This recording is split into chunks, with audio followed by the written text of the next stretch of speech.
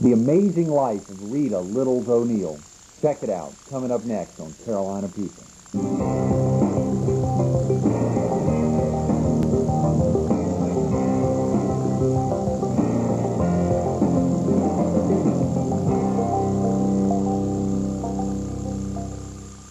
Good morning. Welcome to Carolina People. This morning we're in Charleston, South Carolina. We're visiting at a local shopping destination recognized worldwide, Luden's, and we're visiting with one of the finest broadcasters in the Carolinas, Rita O'Neill, the general manager of WCSC Channel 5 here in Charleston. Good morning, Rita. Thanks for being with us this morning. Good morning, Greg. Incredible opportunity today to highlight your life and some of the activities going on, not only here in Charleston, but your life in the Carolinas and traveling all over the country. And we wanted to have an opportunity at a great location like Luden's. I understand you're thinking about buying a fishing rod. In fact, I just did. You're kidding already. My first fishing rod that I purchased, and I cannot wait. This is a woman at 7 a.m. who's already picking up fishing rods. That shows you how early her day starts. Now at 7:30, she's in here focusing on her life. And it's difficult to sit back and think, but hopefully some questions enable you to do that. Are you originally from the area? No, in fact, High Point, North Carolina is home. But the Carolinas are so special to me that being in Charleston just makes me also feel like I'm at home now. I'm sure. Like so many folks who grow up in North Carolina and then move to South Carolina. It's that brotherhood that you just can never get away from. How about growing up in High Point, Rita? What was that like? I don't want to date you, but let's say that is true. 50s and 60s. In the 50s and 60s. And as you know, the 50s and 60s were very turbulent times because it was right in the middle of the civil rights movement. So it was a time of change, and the most exciting time of my life because I had an opportunity to be a part of that change. And most of the things and the philosophies of my life came from growing up in a very segregated community, but seeing it as a young adult change into a very vibrant community of diversity. So it was wonderful. So High Point and much of the Triad would be thought of now as a good community of much more diversity, I'm sure, than it had in the 50s and 60s. Well, it is much more with the onslaught of North Carolina A&T, which had the first sit-ins, a lot of the students from North Carolina A&T. With all of the colleges in that community, you've now seen a whole merging of just a wonderful love of a community. And Rita, I think I read that your family, that you grew up living, I think your home or the living quarters were above the family business. That's exactly right. A funeral home. Yes, it was.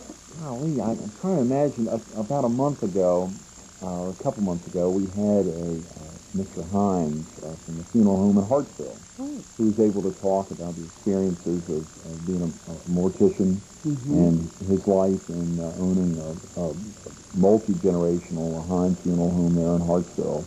And to hear him talk about it made me think the excitement today of having you on. What's that like growing up, A, above a funeral home, and B, being associated at an early age with, a big word for all of us, death? It was another interesting part of my growth. As young girls, my father, there are 5 girls and 1 boy. And all of us lived over the funeral home, did not have a lot of money, but had a lot of love and laughter.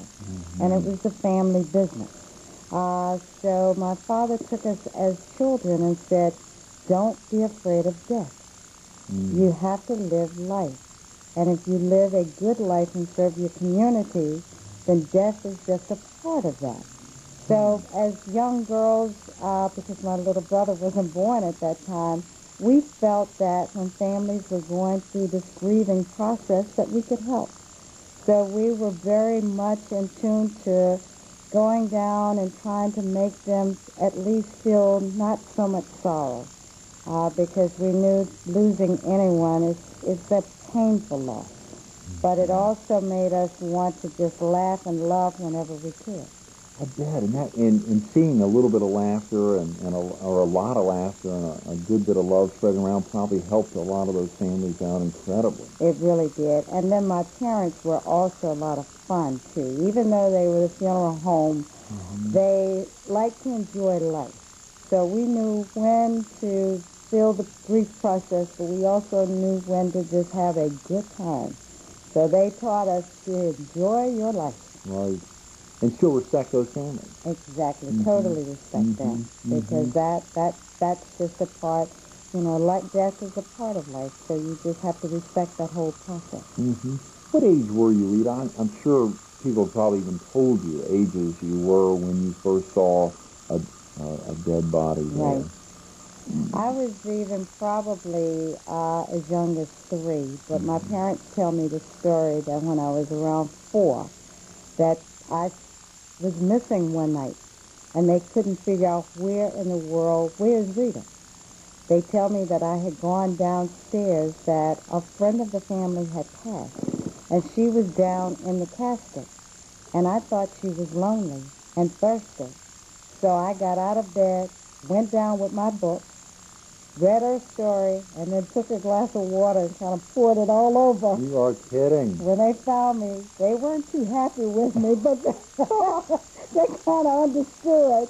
So that's been a running joke in my family about how I had to give the lonely lady some water. That's amazing. Around age 4. About 4 years old. Golly. Well, that sure flies very well with your cheerful disposition. Look at this smile. I mean, there's no way anyone can get around thinking that would have been one of the first things you do down there at an early age. What about when you think about that and think about hearing stories about that at age 4, to have been already getting to a point where you wanted to comfort others and knowing that your family set the stage for you to comfort others, right. You and your 4 sisters, right. and even your brother when he later came along. The ability to do that at such an early age probably helped a heck of a lot as you went into life now, even at a much later point in life here at Channel 5. The opportunity to share with others and to constantly be trying to cheer them up was really something that started at an early age. It did, and it also was looking at the role models in my life. My father, my mother. My father was a hard-working man. He owned a funeral home, but he also had to work in a factory to stretch the dollars. So to see him leave his job, come back to the funeral home, take care of the families, and be there for people, and also serve his community and his church. So to see him do all of these jobs, we knew that, and he's today a very happy man and still doing community work, still doing church work. So that role model taught us this is the way you're supposed to live. Serving your community. And are both your parents still living They there? are, and they still are so much fun. Are they still in the triad? They're still in High Point and still doing wonderfully. How about you? How about your other, all your sisters are still living? I do. I have twin sisters. One has a furniture store in High Point called High Point Furniture Sales. The other is an attorney in Jacksonville, North Carolina. She's been there over 20-plus years. I have a sister who's in television as a local sales manager. One is also in marketing. And then my brother is actually an undertaker in the High Point area. Is that right? We sold our family business, but he is helping another family business there, working with them. That's amazing. Now, and they all, I guess all of them at one level or another, or some of them have children, and they spread out throughout the Carolinas. Well, and most of them are still in the Greensboro High Point area. Only Thomasina and I are not in that area, and that's the one in Jacksonville. So it's still very family-focused right there in the Piedmont. That's amazing. That's amazing. Rita, I think in reading and thinking about you, and I guess in talking to you, I think you told me that you had a love of dance that started in an early age.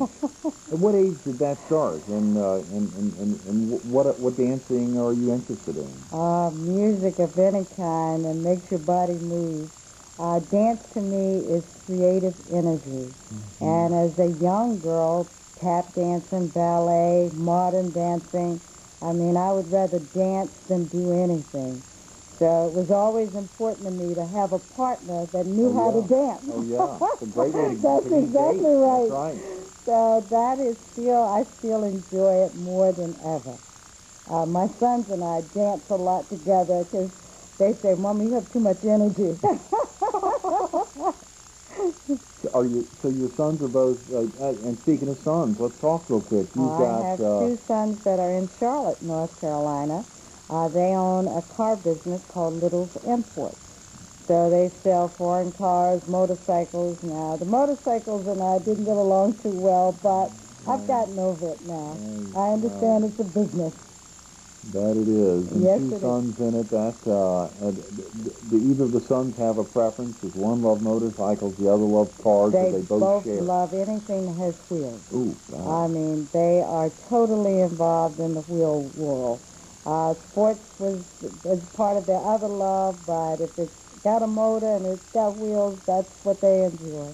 That's amazing. Well, obviously, you spent a little time in Charlotte. They're both in Charlotte. I want to hear a little more about that. Can you stay around and I would love tell us a little more? Can't wait. Okay, great. Stay tuned for Rita O'Neill coming up in just a minute on Carolina People.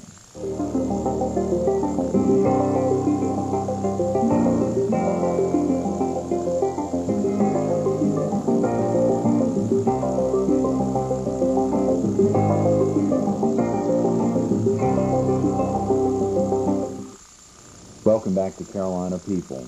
We're here in Charleston, South Carolina at Luden's, and we're visiting again with Rita O'Neill. Rita, thanks again for being with us this morning. It's a pleasure. I want to think real quick about, you started to move on to your sons, and I want to get back to them in a second, and their dad and the experiences of being around the country with him.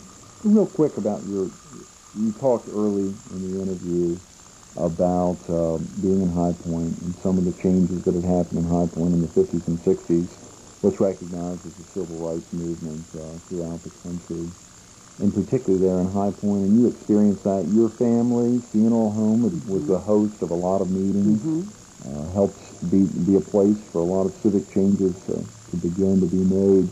Can you talk about some of the personal experiences or some of the events that you encountered during those years before you left the Triad?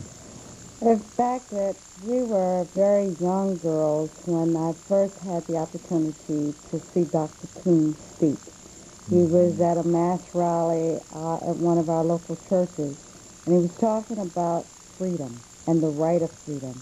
And at that time, there was still colored-only bathrooms, colored-only water fountains, segregated movies, segregated. I mean, we couldn't even go to McDonald's and buy a hamburger. And we knew it was wrong. And I knew even as a very young girl that I was not going to stand for it. If we could fight for our freedom, to make those things open up, to let the world understand that this was our God-given right, that it didn't matter whether you lost your life or not. It was something that had to be done. And so for many, many years of my teenage years, my sisters, my friends, my family, we spent our lives fighting for the right of having opportunities. Even when I got ready to find a career, and I came back to High Point after going to college, and I wanted to go into television sales. At first I thought at one point I wanted to be an on-air anchor, but I found out about the sales end in a lot of my business courses. And when I came back and applied for a position in sales, I was turned down. And it was really only because I was a black female. And I knew I was not going to stop there. So we took a class action suit, and I sued the company. And they had to give me a sales position because of that. It was not easy going in that first day at work with an all-male, and it was all-white male at that time. And I can't imagine. I'm just blown away. I'm sure you think back to that day. What year was that? That was in 1978. 1978? 1978. I was about to ask the question saying, well, all this was before I was born, but 78 is not... It was not that long ago when we were still fighting for the rights of jobs, for opportunities. And it was not just black rights, it was women's rights. It was rights for everything. Even during the war times, that you had to fight for everything that was God-given right to be yours. So even as wanting to break into the field of broadcasting, I knew that if I had to do so, then that was what we needed to do.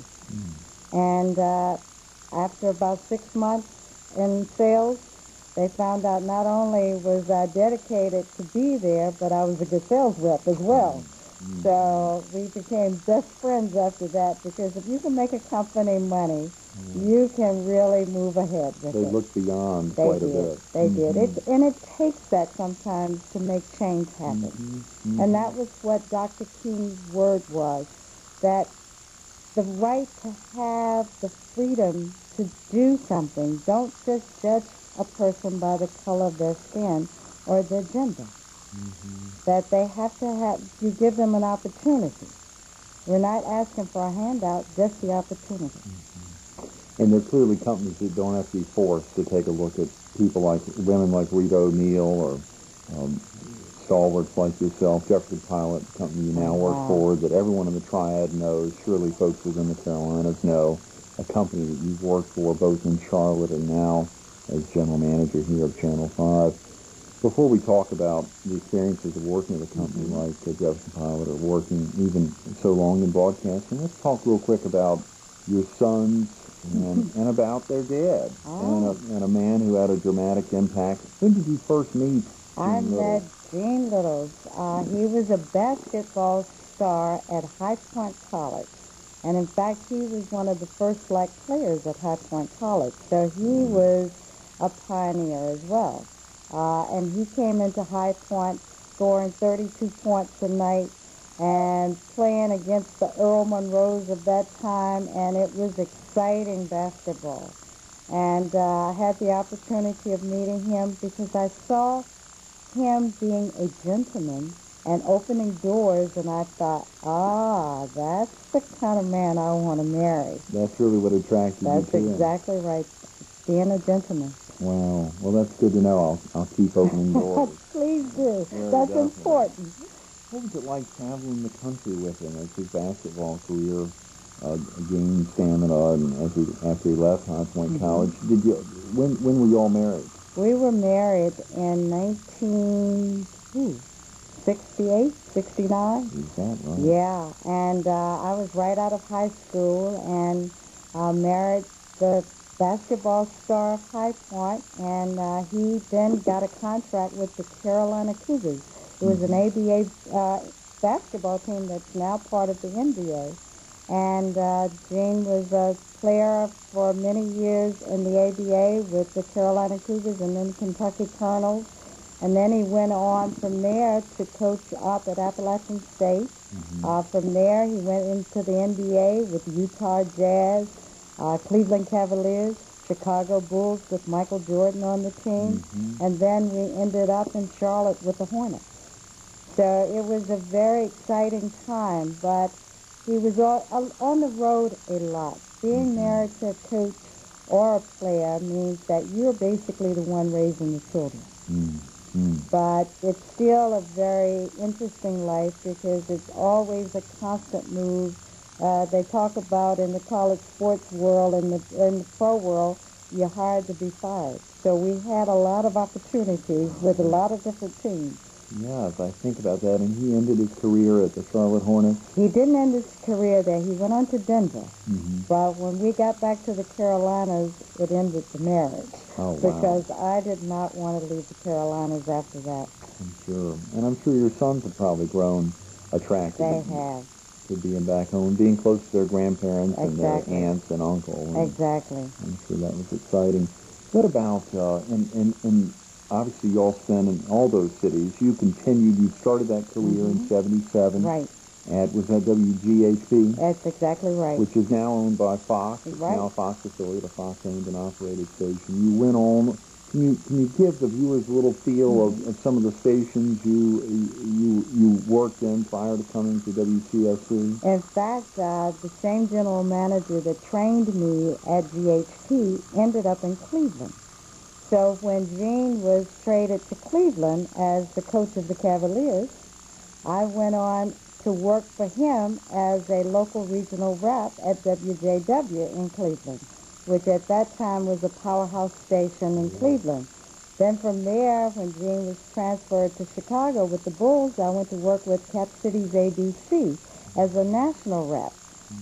Then from there, back to GHT as the local sales manager, and then when we ended up in Charlotte with WBTG as their local and then national sales manager.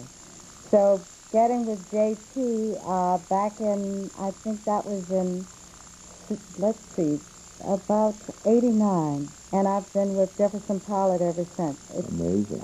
great, years. yes indeed. Yes, they're an owner of 3 TV stations, a lot of radio stations. I think they have TV in Richmond, Charlotte. That's exactly right. And Charleston. And when they bought the station in Charleston, that's when I said, let me go there. And your son stayed in Charlotte. Do you mind me asking, do you have any grants? I do, and Greg, her name is Rita O'Neill. Oh, God. She's 2.5, and she is the light of my life. Oh, yeah. So I want more boys. They'll come.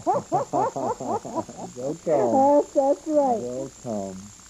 When you first thought about that opportunity back in 77 of getting in, just getting your foot in the door to be a sales associate, did you ever imagine that you'd be in almost 25 years?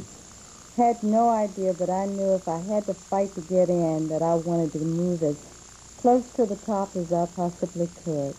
So throughout my career, I have tried to challenge myself to get as much into the management end of the business, and then from that management end of the business, I was chosen general manager, and it was always a stepping process. But it took a visionary like John Shreves, who's my president, who actually gave me the opportunity to become the general manager of WCSC TV. Because I understand that I am the first black female general manager of a major affiliate. Very definitely. I'm sure you've got to be. As you think about around the country, you think of some very prominent black women in broadcasting. I think of some good friends, Lana Corby and others throughout the country. But as the general manager of a major station. There are now more, but at that time, I do believe I was one of the first. That's amazing. Well, thanks to the vision of a company like Jefferson Pilot, to see that, to look beyond race or sex, and instead look at the ability to really do well for the company and do well for the community. And speaking of that, when you became general manager of Channel 5, I think there's an amazing story. I think Hurricane Floyd hit about the same time. What was that like? Oh, Greg, it was my first week as general manager here in Charleston, South Carolina, and what comes up the coast but a major hurricane. It was one of those, the only hurricane that I had had any taste was Hugo when I lived in Charlotte, and I knew what Hugo did for Charlotte. So I'm thinking, okay, I'm going in the meeting with my department heads. I know they're going to say, all right, we're going to be leaving shortly. My news department said, we're staying. And I looked at them and I said, if we're staying, then we're going to be committed to giving this community everything that they need. Was I scared? Of course I was scared to death. But we brought in everyone's family. We brought in their animals. We said we're going to be a family and we're going to give this community everything that we've got. Thank goodness Floyd did skirt the coastline and we were not damaged tremendously, but it was a very taxing ordeal to go through your first week as a general manager. I can't imagine. Well, I'm glad they had you at the helm. Can you talk real quickly, just got a couple of minutes, but thinking of any accomplishment over your almost 25 years in broadcasting of which you're most proud? The most proud that I am is that I have the opportunity to serve with so many beautiful people and to serve a community like Charleston, who, as I told our mayor this morning at a prayer breakfast, this is the greatest city that you could ever imagine. And if we can provide the viewers here in this market the best that we can, then that's my greatest accomplishment.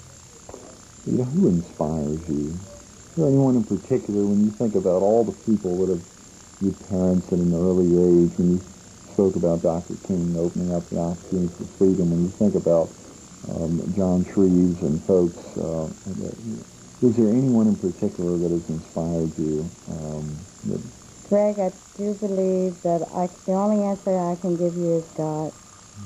I know that he's guiding me. I know that my accomplishments come through him, and that I was put here for this reason. So that's my inspiration. But then I've got so many heroes along the way that have pushed me to continue and make the best that you can, get a good education, and now all I want to do is try and give that back. The grandmother of little Rita, a community servant here at Channel 5 in Charleston, a true Carolina person, having grown up in the Triad, having spent much of her life in Charlotte, and now in the holy city, Charleston. Rita O'Neill, thanks so much for being with us this morning. Thank you, Greg. Definitely. Okay. Stay tuned for more Carolina People coming up next.